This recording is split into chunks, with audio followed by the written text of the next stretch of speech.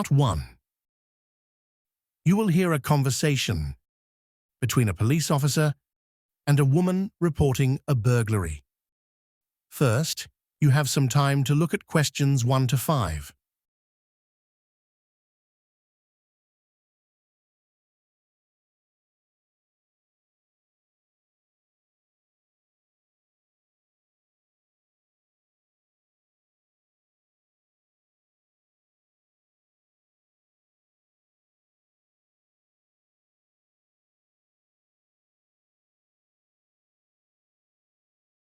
Now listen and answer questions 1 to 5. Hello, Manchester Police Department. Yes, I need to report a burglary. All right, give me a moment while I bring up the form. Okay, could you tell me your first and last name? Lisa Moreland. Lisa Moreland?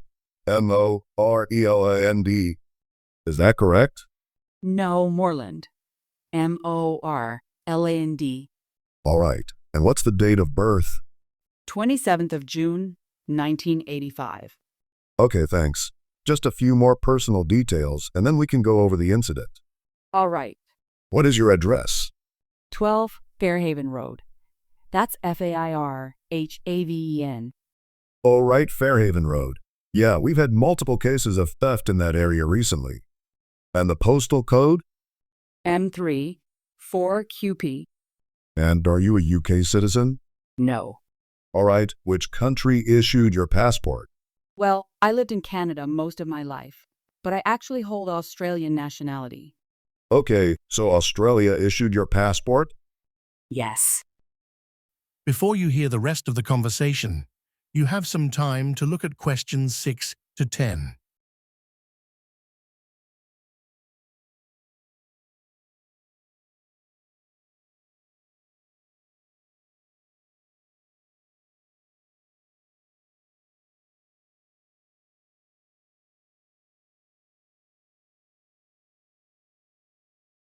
Now listen and answer questions 6 to 10. All right. And what type of crime are you reporting? I just said, a robbery. All right. Sorry, this is probably the 50th report I've taken today. Have you experienced any prior break-ins? Do you mean in my apartment or the building? The flat across from mine was broken into last summer. No, just your apartment. Oh, then no, not here. I see. Can you recall anything unusual around your residence or anyone who might have had a reason to do this? No, it was just a typical evening. I didn't see anything suspicious, and I can't think of anyone who would want to target me. How long have you been living at this address? Let me think. I moved in on March 1st, and now it's November, so about 9 months. Wow, time flies. And that's just for Fairhaven Road, correct? Yes. I've been in the UK for just under 2 years now. Got it. Can you provide the first and last names of everyone in your household? Actually, I live by myself. Okay, so no other occupants. Can you briefly describe what happened? I left for a dinner gathering at 7 p.m., and when I got back at midnight, my place was completely ransacked and a lot of my valuables were gone. Any signs of forced entry? Yes, the back window was open, and it looked like someone had used a tool to pry it open. I see. Just to clarify, was the window locked when you left? Of course. You'd be surprised how often we get reports where people forget to lock up. Now, I need you to list any stolen items worth more than £250. So far, I'm missing my laptop, my handbag with my wallet inside, and my television. Okay, let's start with the laptop. What's the estimated value? It's £700. And the serial number? R9423115. Thank you. Can you give a visual description? It's a silver 15-inch Kestrel notebook. There's a university logo sticker on the top cover. Okay, and can you describe the handbag? Sure. It's a Marco Valencia tote bag made of navy blue leather. Price? £350. All right, that concludes my report. I'll submit it and we'll keep you informed of any updates. That is the end of Part 1. You now have half a minute to check your answers to Part 1.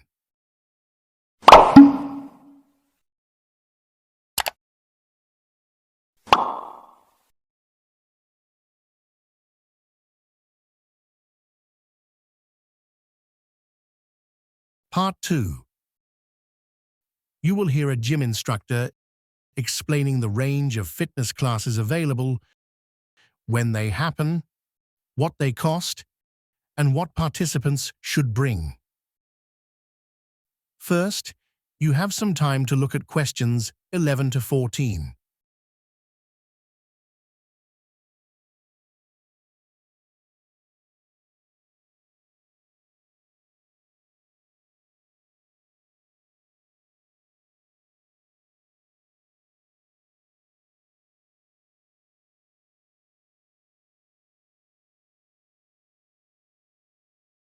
Now listen and answer questions 11 to 14. Good morning, everyone. Thank you for coming today. I'm excited to share some information about the different fitness classes we offer here at the gym. Whether you're new to working out or looking for something fresh to add to your routine, we've got a variety of classes to suit your needs. I'll be going over the types of classes, schedules, fees, and any equipment you'll need. By the end of this talk, you'll have all the information you need to decide which class is best for you. Let's begin by talking about the variety of fitness classes offered here. First, there's yoga. This class is perfect if your goal is to enhance flexibility, lower stress levels, and build strength through low-impact exercises. Our yoga classes cater to individuals of all abilities. Whether you're just starting out or have been practicing for years, you'll fit right in. Sessions run for approximately 60 minutes, with a strong focus on breathing techniques, balance, and achieving mindfulness. You only need to bring a yoga mat, but if you don't have one, we can provide one for you. Next, we have Cardio Blast, an energetic class specifically designed to elevate your heart rate and help you burn calories quickly. This class integrates fast aerobic movements with upbeat music, making the experience feel more like a lively dance event than traditional exercise. It's ideal for those who enjoy staying active and want to build endurance. The class lasts for 45 minutes, providing a full body workout. You'll need a pair of well-fitting sneakers and comfortable workout clothes. We provide all additional equipment, such as resistance bands and free weights, which may be incorporated into the routine. It's an excellent option if you're looking for a fun yet challenging way to stay fit. Before you hear the rest of the conversation, you have some time to look at questions 15 to 20.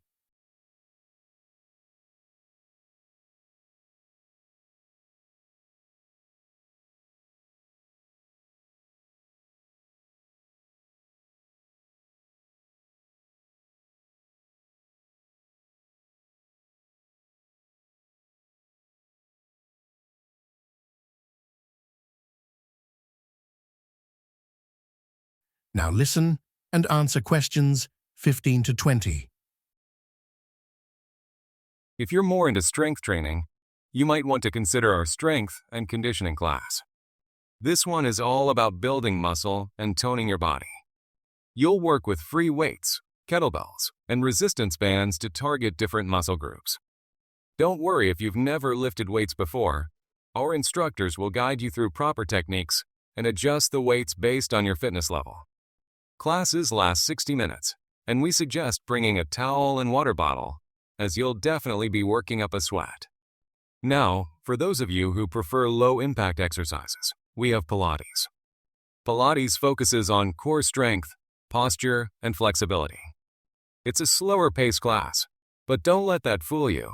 It's still a challenging workout, especially for your core muscles. This class is great for people recovering from injuries or anyone who wants to focus on strength without heavy weights. The only equipment you'll need is a mat, and we provide those, but feel free to bring your own if that's more comfortable for you. Each session is 50 minutes long. For something a bit different, consider trying our Zumba class.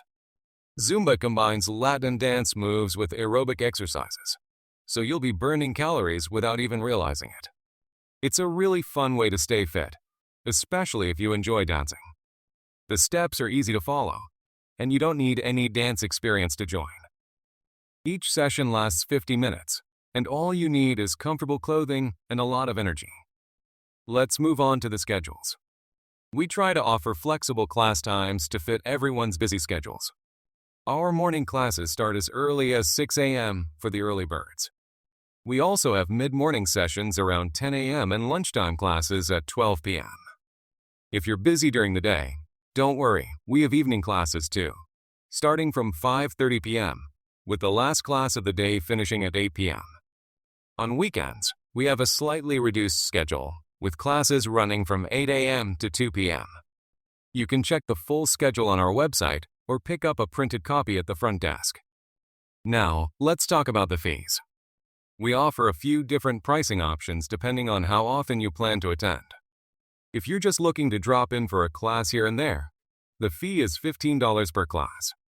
At first, it was $12, but now it has been increased. However, if you think you'll be coming regularly, we offer a monthly membership for $80, which gives you unlimited access to all the classes. We also have a special promotion for new members. If you sign up for a 3-month membership, you'll only pay $200, which saves you $40. All payments can be made online, or you can pay at the front desk when you arrive for your class. Lastly, I'd like to mention a few things about equipment. As I said earlier, we provide most of the equipment you'll need, like mats, weights, and resistance bands. However, for classes like spin and strength and conditioning, we recommend bringing your own water bottle and towel. It's also a good idea to wear appropriate workout clothes and shoes, especially for classes that involve a lot of movement like Zumba or cardio blast. For yoga and Pilates, you might want to bring your own mat, but that's completely optional. That's all the basic information about our fitness classes. I hope you now have a better idea of which class might be right for you. If you're still unsure, feel free to ask one of our instructors. They're happy to help. You can also sign up for a trial class if you want to try it out before committing to a membership. Thank you for coming today, and I hope to see you in one of our classes soon. That is the end of Part 2. You now have half a minute to check your answers to Part 2.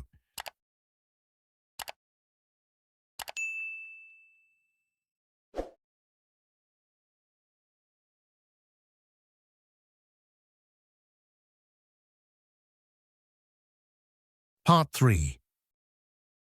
You will hear students talking with their advisor about how to structure a presentation on studying law. First, you have some time to look at questions 21 to 24.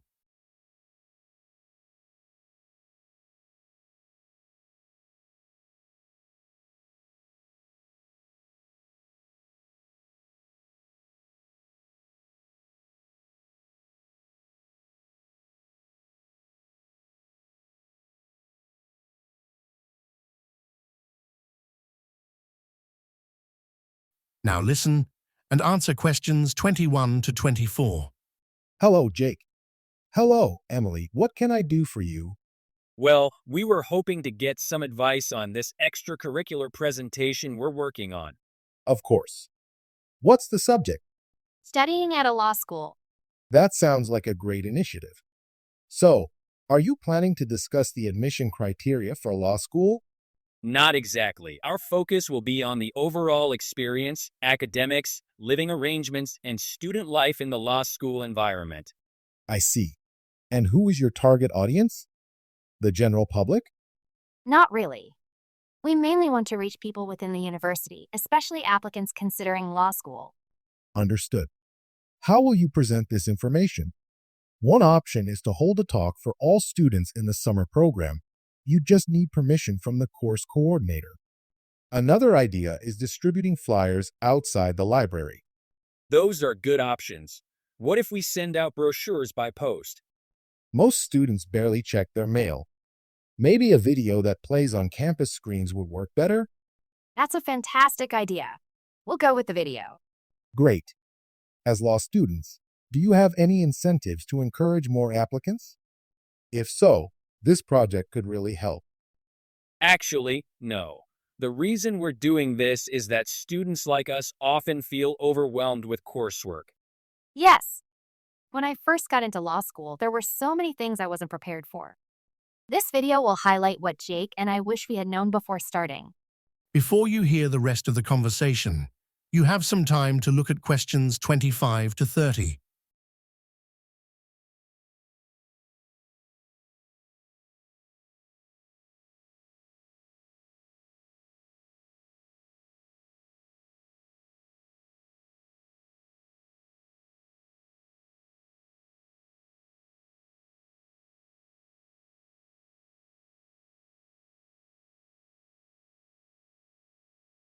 Now listen and answer questions 25 to 30. That makes sense. What will your first section cover? The first and probably the most essential section will focus on academic life. Sounds good. Will you advise on subject selection? Not exactly. We're more interested in exploring the different teaching styles professors use. It's very different from high school and even from humanities courses. That's a great angle. How much time will you dedicate to this section? We'll likely spend about 8 minutes on it. We also want to cover housing, dining, and other practical aspects, but we're not sure how to structure this part. You could simply title this section Living Arrangements. Does that work? That could fit. We'll definitely talk about the various meal plans available at the dining hall and then walk students through the process of securing accommodation near the law campus, which can be quite stressful. Okay, so we would cover specifics on the cafeteria as well as flats? I think both are crucial. We'll probably spend 7 minutes on living arrangements and make sure to highlight those areas. Excellent. Anything else you plan to discuss? Yes. We want to cover the social activity at law school. That's a good idea. It's important to balance work and relaxation. Exactly. We'll introduce new students to the student bar that so many senior students love. We might mention other places too, but that's our main focus. We're also inviting new students to the welcome dinner held in the first week. It's a great opportunity for international students to meet others in the same situation. That's fantastic. It can be tough to build a social circle as an international student. You might want to allocate a bit more time to this section than the previous ones. Maybe around 9 minutes? That sounds reasonable. So overall, our introduction should be 5 minutes, and the conclusion should take 3, making a total of 30 minutes. I'd recommend extending your introduction slightly, maybe 5 to 7 minutes. The conclusion, however, should be brief, no more than 2 minutes, since it's just a recap. Okay, so the total video length remains the same, but we'll shift more time to the intro and shorten the conclusion? Exactly. Great! We'll start working on the video. Thanks for your guidance. That is the end of Part 3. You now have half a minute to check your answers to Part 3.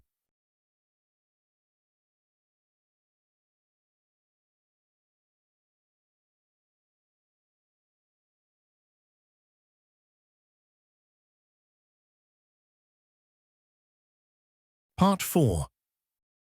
You will hear a lecture about the historical importance of Riverdale Civic Square and its transformation over time.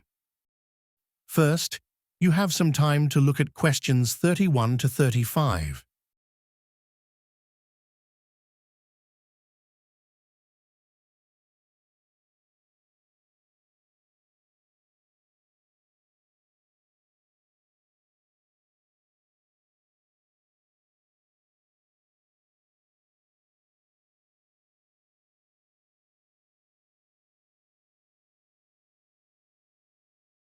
Now listen and answer questions 31 to 35.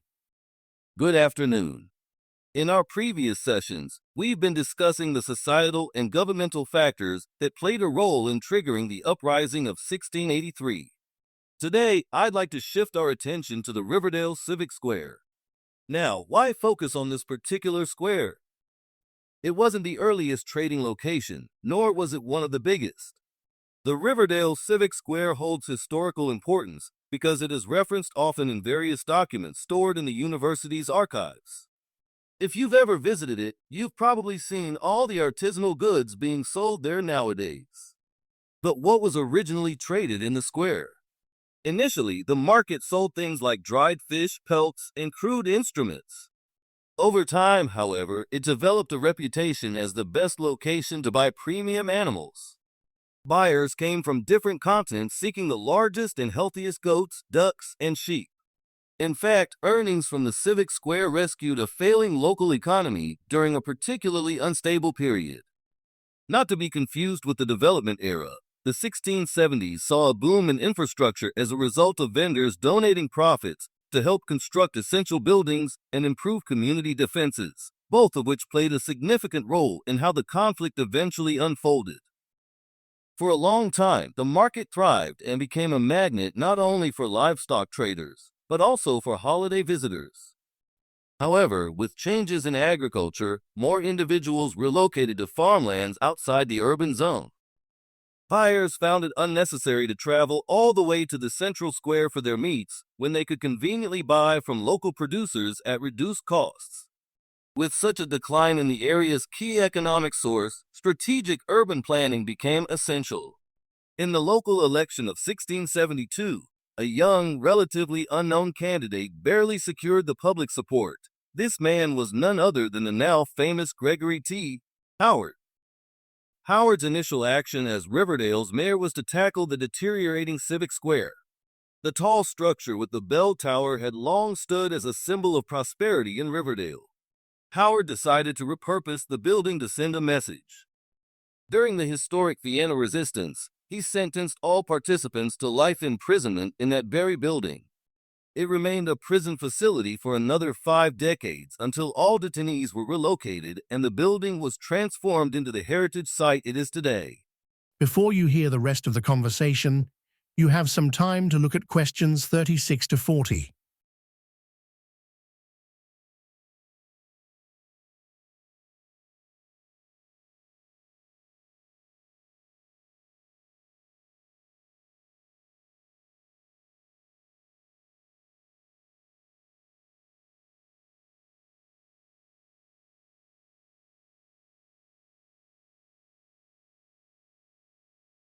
Now listen and answer questions 36 to 40.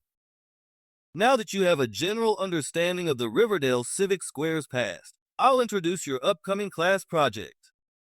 I want each group to create a short documentary based on factual events that occurred in Riverdale prior to and throughout the rebellion. I will allot some in class time for you to explore materials in the campus archive, but you'll need to continue your investigations independently as well. I recommend beginning with background on the square itself. There's no shortage of material. Some past students even say there's too much to sort through. Outside of class, you might consider speaking with descendants of past soldiers. These interviews can sometimes offer unique perspectives not found in traditional textbooks. Still, be cautious. An interview that is riddled with bias is considered unreliable.